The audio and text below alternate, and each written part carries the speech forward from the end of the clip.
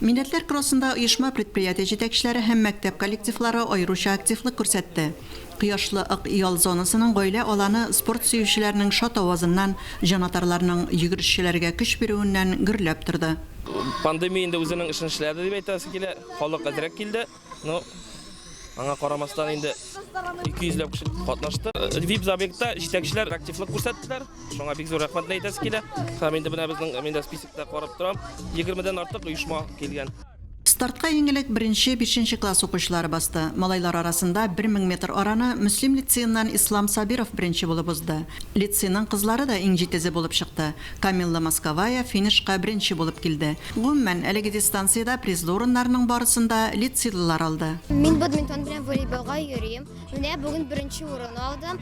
Без класс белән бик актив катнаштык. Лицейда безнең баскетбол, футбол, волейбол, хоккей, йөгереп тә була. Безнең мәктәптә күп әйберләр төзеләр, мөмкинлекләр нык күп. Оешма предприятиеләрдән килгән йөгерешчеләр һәм өлкәннәр стартка бергә кузгалды. Иратлар арасында түбән табыннан Озат Таховка тиңнәр булмады. Иске Вәрештән Луиза Нуриева хатын-кызлар арасында җиңү яулады. Спорт ярышларына нәрсә йөртәсезме? Үз-үзеңне белергә теләү инде. Мин спортивный ходьба белән йөрим. Мин чемпионат России буенча берничә ел инде беренче урыннар алып киләм үземнең возраст буенча.